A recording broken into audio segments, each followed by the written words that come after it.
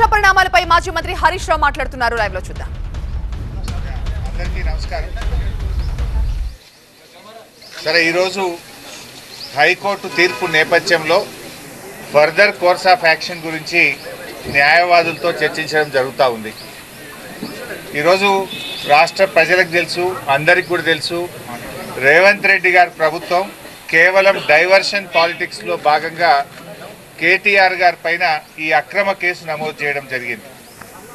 ముఖ్యంగా రైతు బంధు విషయంలో వానకాలం రైతు బంధు ఎగ్గొట్టి యాసంగి పంటకు కూడా చెప్పిన 15,000 కాకుండా కేవలం 6,000 రూపాయలు ఇస్తామని చెప్పి ప్రజల్లో తీవ్రమైన వ్యతిరేకతను ప్రభుత్వం ఎదుర్కొంటా ఉంది. ఏడాది పాలన తర్వాత అన్ని సర్వే రిపోర్ట్లలో కూడా ఈ ముఖ్యమంత్రి ఫెయిల్యూర్ సీఎం అని, ఈ ప్రభుత్వం ఫెయిల్ అయిందని చెప్పి ఈ రాష్ట్రంలో వచ్చిన అన్ని సర్వే రిపోర్ట్లు కూడా తెలియజేస్తూ ఉన్నాయి. సో ఈ క్రమంలో మా పార్టీ వర్కింగ్ ప్రెసిడెంట్ కేటీఆర్ గారి మీద అక్రమ కేసు పెట్టి ప్రజల యొక్క దృష్టిని మరల్చాలని ఒక డైవర్షన్ పాలిటిక్స్కు రేవంత్ రెడ్డి గారు పాల్పడుతూ ఉన్నారు. మాకు తెలుసు రేవంత్ రెడ్డి గారు ఇలాంటి ఇంకా అక్రమ కేసులు చాలా పెడతారని, ఇంకా మాలాంటి చాలామంది నాయకుల మీద కూడా ఇలాంటి అక్రమ కేసులు ఆయన పెడతాడని. వీటన్నిటిని ఎదుర్కోవడానికి మేము సిద్ధంగా ఉన్నాం. మాకు తెలంగాణ ప్రజలు ముఖ్యం, ఈ రాష్ట్రం ముఖ్యం. ఎన్నో పోరాటాలతోని త్యాగాలతోని తెలంగాణ తెచ్చుకున్నాం. తెలంగాణ బాగుండడం, తెలంగాణ అభివృద్ధి చెందడం, తెలంగాణ ప్రజల సంక్షేమం బీఆర్ఎస్ పార్టీకి అత్యంత ముఖ్యమైనది. మీరు ఎన్ని కేసులు పెట్టినా, మా మీద ఇంకా ఎన్ని రకాలుగా ఒత్తిళ్లు పెట్టినా, ఈ రాష్ట్ర ప్రజల కోసం, ఈ రాష్ట్ర సంక్షేమం కోసం మా పోరాటం మాత్రం కొనసాగుతూనే ఉంటుంది. నువ్వు ప్రజలకు ఇచ్చిన 6 గ్యారెంటీలు అమలు చేసేదాకా నీ ప్రభుత్వాన్ని, నిన్ను ఎట్టి పరిస్థితుల్లో వదిలిపెట్టం. రేవంత్ రెడ్డి అనుకుంటున్నాడు బ్లాక్మెయిల్ రాజకీయాలతోనో, అక్రమ కేసులతోనో, అరెస్టులతోనో తన ప్రభుత్వం యొక్క తప్పిదాలను కప్పిపుచ్చుకుంటానో, మమ్మల్ని మానసికంగా బలహీనపరుస్తానని అనుకుంటా ఉన్నాడు. కానీ మేము మరింత బలంగా పోరాటం తప్ప ఎట్టి పరిస్థితుల్లో నీ అక్రమాలను కానీ, నీ 6 గ్యారెంటీల అమలుపై నిన్ను ప్రశ్నించడాన్ని వదిలిపెట్టే ప్రశ్నే ఉత్పన్నం కాదు. ఈరోజు కేటీఆర్ గారి మీద హైకోర్టులో కూడా వచ్చిన తీర్పు కేవలం విచారణ కొనసాగించడానికే చెప్పింది హైకోర్టు. ఇది అక్రమ కేసు, దీని విచారణ నిలుపుదల చేయాలని చెప్పి బీఆర్ఎస్ పార్టీ తరఫున మేము కోర్టుకు వెళ్ళాం. కోర్టేమి కేసును నిర్ధారించలేదు, ఇది తప్పు జరిగిందని చెప్పింది కానీ శిక్ష వేసింది కాదు. కేవలం విచారణ కొనసాగించడానికి మాత్రమే ఈరోజు కోర్టు అనుమతి ఇచ్చింది. విచారణకు సహకరిస్తాం. ఈ ముందు నుంచి కూడా కేటీఆర్ గారు 100% విచారణకు సహకరిస్తామని చెప్పాం. ఎందుకంటే మేము తప్పు చేయలేదు, అసలు అవినీతే జరగలేదు, రాష్ట్ర ప్రభుత్వం నుంచి 1 రూపాయి కూడా గ్రీన్ కో కంపెనీకి చెల్లించలేదు. 1 రూపాయి ఇవ్వలేనప్పుడు అక్కడ అవినీతికి ఆస్కారం ఎక్కడిది? అయినా ఇది ఎప్పుడు జరిగింది? రేవంత్ రెడ్డి గారు ప్రమాణ స్వీకారం చేసిన 3వ రోజే ఆ కంపెనీ ప్రతినిధులు రేవంత్ రెడ్డి గారిని కలిశారు. ఏడాది పాటు నువ్వు ఎందుకు కేసు పెట్టలే? ఏడాది తర్వాత ఎందుకు పెడుతున్నావు? కేటీఆర్ గారు అడుగడుగునా నేను ప్రశ్నిస్తూ ఉన్నాడు, నీ తప్పిదాలను బయట పెడతా ఉన్నాడు, నీ ప్రభుత్వం యొక్క వైఫల్యాలను ఎత్తి చూపుతా ఉన్నాడు. కనుక ఏడాది తర్వాత దాన్ని బయట పెట్టినావు. నిన్ను ఆ కంపెనీ ప్రతినిధులు కలిసిన విషయాన్ని నువ్వు ఎందుకు బయట పెట్టలే? మీడియాకి ఎందుకు చెప్పలే? అది మేము బయట పెట్టినాం. దీన్ని అంతా బట్టి చూస్తూ ఉంటే కేవలం ఒక కుట్రతోని ప్రజల దృష్టి మరల్చడానికి ప్రభుత్వం చేస్తూ ఉంది. నిన్నగాక మొన్న ప్రభుత్వం చేతులెత్తింది కదా, ఇవాళ రైతుల విషయంలో మేము రైతు భరోసా సాగు భూములకే ఇస్తాం, 6,000 ఇస్తాం అని ప్రజలను మోసం చేసింది. మీరు ఆ ప్రజల్లో ఆ చర్చ జరిగి ప్రభుత్వం మీద వ్యతిరేకత రాకుండా ఉండడానికి ఇలాంటి డైవర్షన్ పాలిటిక్స్. బట్ అయినా కూడా మాకు న్యాయస్థానాల మీద గౌరవం ఉంది, చట్టం మీద గౌరవం ఉంది. తప్పకుండా మేము అన్ని రకాలుగా దీనికి సహకరిస్తాం.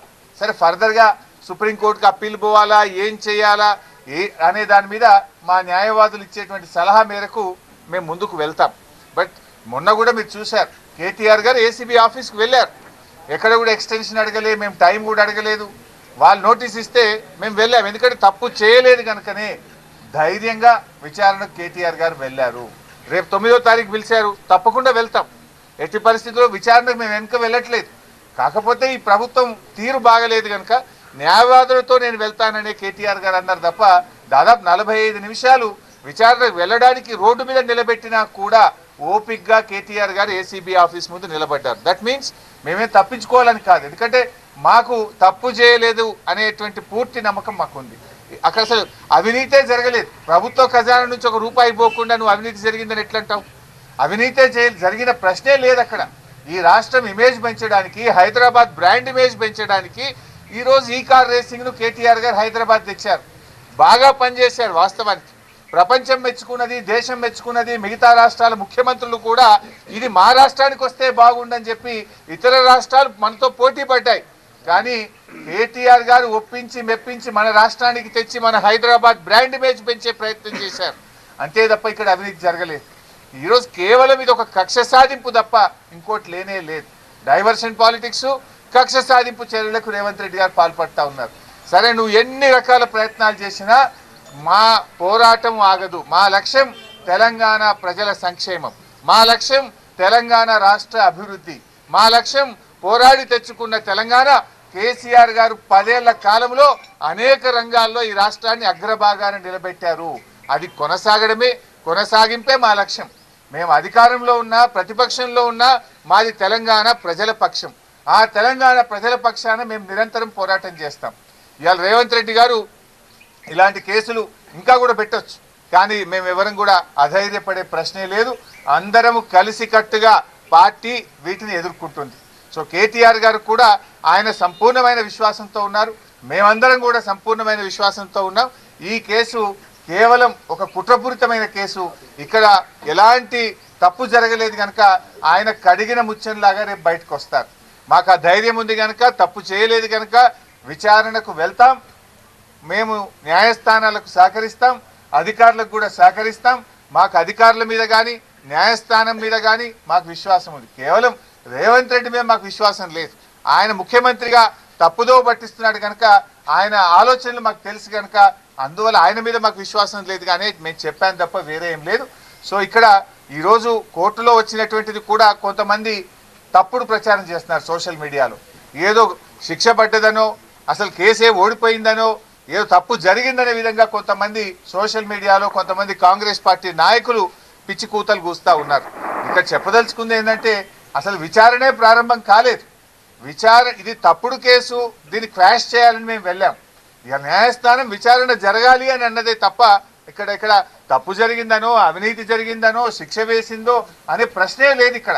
కానీ కొంతమంది ఏంటంటే ఏదో తప్పుడుగా సోషల్ మీడియాలో ప్రచారం చేస్తూ ఒక గోబల్స్ను, ఒక తప్పుడు వార్తని ప్రచారం చేసే ప్రయత్నం చేస్తున్నారు.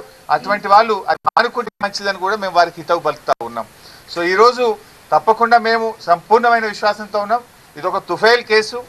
మా ఆర్ఎస్ ప్రవీణ్ చెప్పినట్టు ఇది 100% తుఫైల్ కేసు. ఫైనల్గా ఇందులో ఎలాంటిది కూడా బయటకు వచ్చేది లేదు. అసలు ఒక రూపాయి రాష్ట్ర ప్రభుత్వ ఖజానా నుంచే పోయింది లేదు.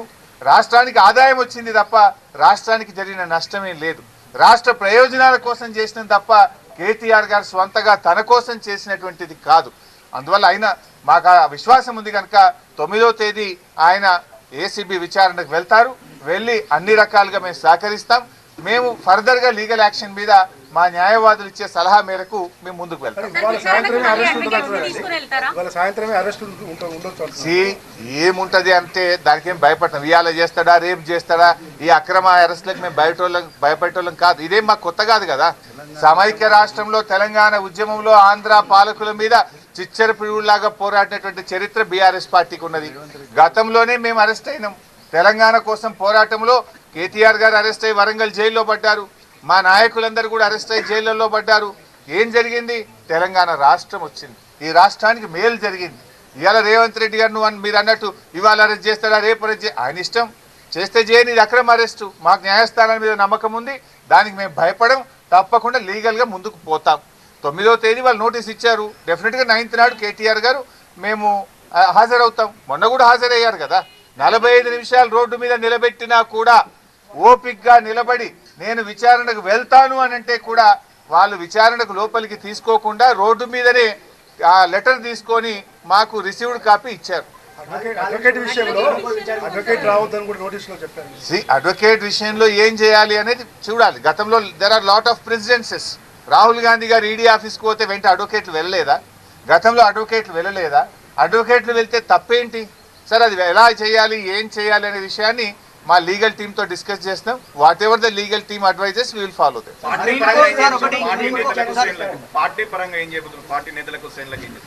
ఏం చేయాలని మేము ఆలోచిస్తాం.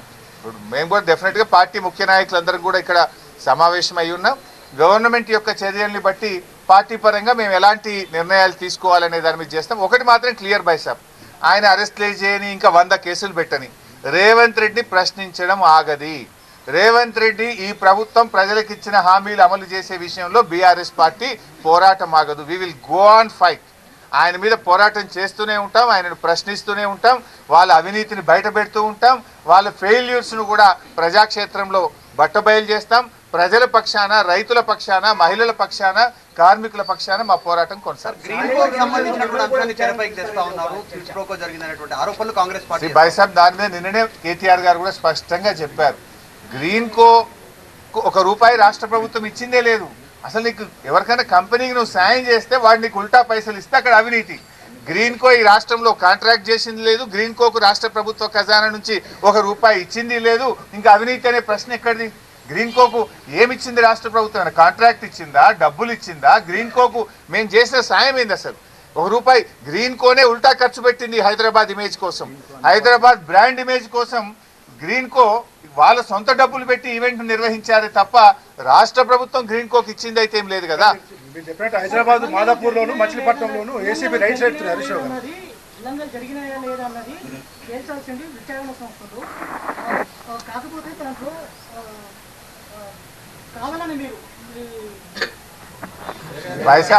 విచారణ జరగడానికి వెళ్ళింది కదా కేటీఆర్ గారు.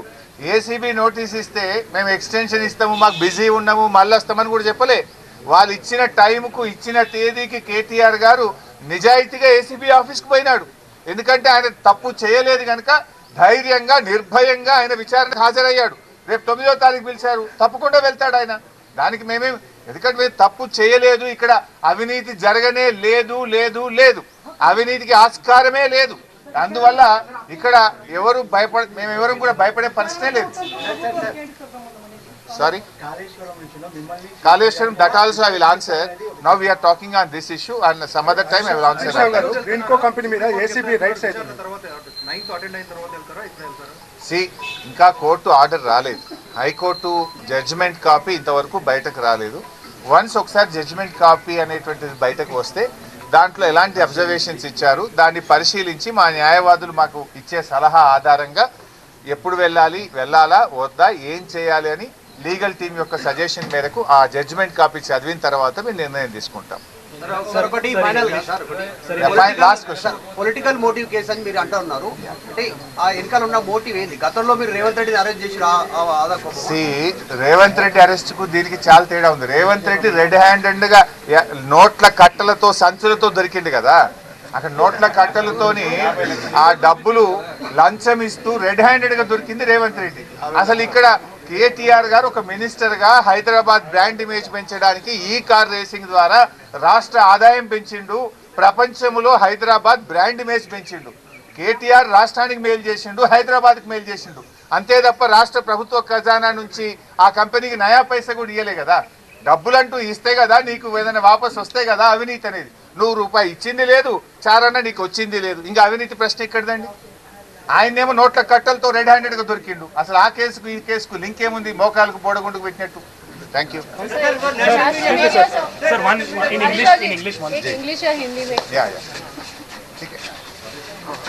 रेवंत रेड्डी के सरकार ने आज हमारे ऊपर केसेस लगा के एक अटेंशन डाइवर्शन के लिए कोशिश कर रहा है. आज हाईकोर्ट में भी जो वर्डिक्ट आया है उसमें या कोई गलती हुआ बोल के नहीं बोले, या कोई करप्शन हुआ बोल के नहीं बोले, या कोई केस भी के लिए कुछ नहीं बोले. इसमें जो कुछ भी है इंक्वायरी चलने के लिए कोर्ट ने आदेश दिया है. सो केटीआर साहब ने परसों एसीबी ऑफिस को गए, फिर 9 तारीख को इनको नोटिस दिए, 9 तारीख भी एसीबी ऑफिस को जाएंगे. यहाँ पर कोई करप्शन नहीं हुआ, यहाँ पर कोई गलती नहीं हुआ. जो कुछ भी किया है केटीआर ने, ये हैदराबाद के ब्रांड इमेज के लिए, हमारे स्टेट के ब्रांड इमेज के लिए ई कार रेसिंग का प्रोग्राम हैदराबाद में कर चुके हैं. इससे सर्वे रिपोर्ट्स भी आया कि हैदराबाद में बहुत कुछ इन्वेस्टमेंट्स आया, हैदराबाद का इनकम भी पड़ा हुआ है। सो इसमें